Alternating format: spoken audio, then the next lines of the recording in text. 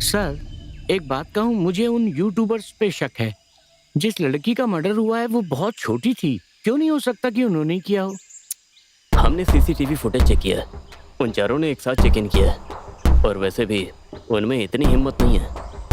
फिर क्यों ना रिसोर्ट मैनेजर को शक के घेरे में लिया जाए। वो तो हमेशा यही रहता है। उसे सीसीटीवी कैमरों और रिसोर्ट के नक्शे की पूरी जानकारी है और शायद बच निकलने के तरीके भी जानता हो। मर्डर के बाद उसने डर के मारे लाश को ठिकाने लगा दिया होगा, लेकिन इसकी संभावना कम हो सकती है। एक्शन शुरुआत से ही बहुत चिड़चिड़ा लग रहा है। उसका बर्ताव भी ठीक नहीं है। शायद वही हो सकता है। सर, मैं इसका विरोध करता हूँ। वो तो बस उस बुजुर्ग आदमी को देखकर नर्वस हो जाता है। हो सकता है वो बूढ़ा ही कातिल हो। सर, उसे चलने में ही दिक्कत है, वो ये कैसे करेगा?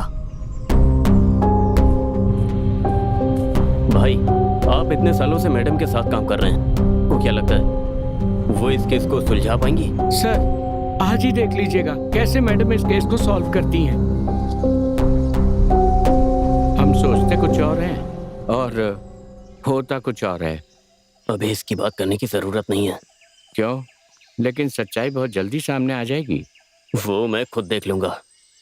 और अभी पैसे लेना रिस्क होगा और अगर भागने की कोशिश की तो पकड़े जाओगे। अगर पकड़ा भी गया तो भी परवाह नहीं, लेकिन वो पैसा मेरा है, समझ गए? क्या तुम मेरा काम करोगे? क्या? डीएसपी को खत्म कर दो। तुम मजाक समझते हो? उस डीएसपी के बारे में कुछ नहीं पता। वो बहुत होशियार है। अक्षय, अगर तुम पकड़ लिए गए तो मैं भी मुसीबत में पड़ जाऊंगा, जानते हो ना? ठीक है।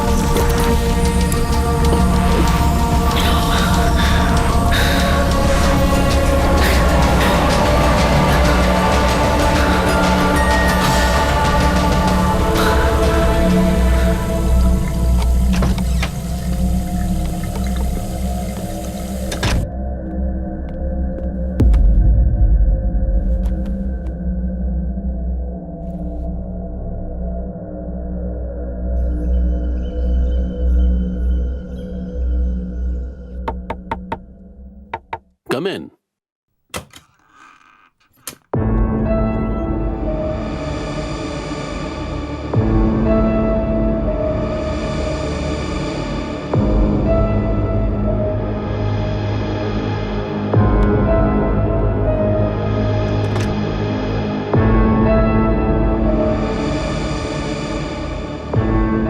तो रक्षण, क्या बात है? क्या बात है? ये आप पूछ रहे हैं जैसे कि आपको कुछ पता ही नहीं है। मुझे सब कुछ पता है, सारी बातें, हर एक चीज मैंने सब देखा है सर, सब कुछ। सब कुछ देखने के बाद भी मैं किसी से कुछ कह नहीं पाया, वो मंजर बचा नहीं पाया, नींद नहीं आई, भगवान कसम मैं बहुत परेशान हूँ। अगर मैं कुछ कहूँ भी, सर हंसे मत, सर हंसे मत प्लीज, सर हंसे मत, मुझे आपकी हंसी बहुत डराती है सर। सर मुझे नींद नहीं आती, हर जगह आप ही दिखाई देते हो, शीशे में, बाथरूम में, हर जगह। मेरी आंखें देखिए कैसे कैसे गड्ढे जैसी हो गई हैं, ये सब नींद की कमी से। मुझे लगा था कि आप छड़ी इसलिए रखते क्योंकि आपको चलने में दिक्कत है, लेकिन उसमें तो आपने बंदूक छिपा के रखी थी। उस बेचारी जवान लड़की को आपने कितनी बेरहमी से मार दिया, आपको जरा भी रहम नहीं आया। बूढ़ा आदमी है ना? जानते हो इस बूढ़े आदमी की 40 साल तक किसने देखभाल की है?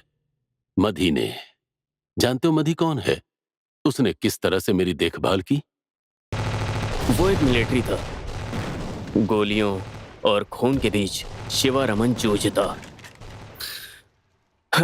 लेकिन मधी ने उसे बदल दिया। जिसकी आंखें तोप और बम के बीच कभी झपकती नहीं थी, वो मधी पर फिदा हो गया। कर्नल शिवारामन अब आशिक बन चुका था, प्यार में पूरी तरह डूबा हुआ। फिर जल्द ही उनकी शादी हो गई। भगवान ने उन्हें थोड़ी सी ही सही लेकिन खुशी दी। बस एक ही कमी रही, उन्हें बच्चे नहीं हुए।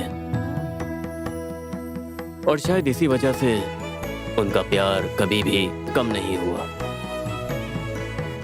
लेकिन उन्होंने कई अनाथ बच्चों को सहारा दिया और उसी में उन्होंने अपनी खुशी ढूंढी। मधी भी इससे बहुत खुश रहती थी।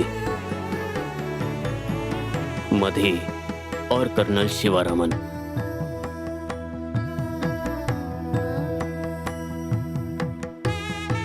भगवान ने हमें संतान नहीं दी, अगर दी होती तो एक दो ही होते। लेकिन अब हमारे सैकड़ों बच्चे हैं। आज मैं बहुत खुश हूँ। क्या हुआ, आप चुप क्यों हो गए? अरे नहीं, तुम मेरी बच्ची हो और मैं तुम्हारा बच्चा। तुम्हारी खुशी ही मेरी खुशी है। अब तुम खुश हो ना? मैं कुछ कह सकती हूँ क्या? हाँ बोलो। I love you। ओयो, ये बात पहली बार 50 सालों में सुन रहा हूँ।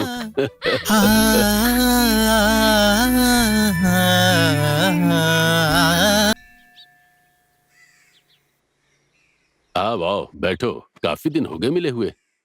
आइए भैया। बस एक छोटा सा काम था जी। ये लड़का कौन है? एक जान पहचान वाले क्लर्क का बेटा है। इसके माँ बाप एक्सीडेंट में नहीं रहे, काफी पढ़ा लिखा है, इसलिए तुम्हारे पास लेकर आ गया। लेकिन मैं क्या कर सकता हूँ? बेचारा नौकरी ढूंढ रहा है, तुम्हारी देख रेख में रहेगा तो डिसिप्लिन भी सीख जाएगा। क्या मैंने कभी तुम्हें मना किया है मधी? है तुम्हारा नाम क्या बेटा? जी कार्तिक। तुम यहाँ रह सकते हो, मैं तुम्हारे लिए कोई ठीक ठाक नौकरी देख लेता हूँ। अच्छा ठीक है, मैं अभी चलता हूँ। अरे रुको तो सही, इतने दिनों बाद आए हो, कुछ ठंडा लोगे या गरम? हमेशा की तरह गरम। सुनो, हाँ। 2 कप चाय ले आना। ठीक है।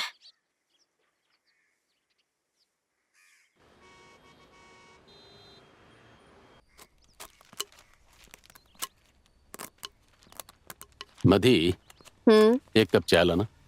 क्या जी, दिन भर में कितनी चाय पियेंगे आप? तुम्हें चाय की अहमियत पता है? जाओ हाँ। 1 कप लो। आप मेरी बात सुनते कहाँ हैं?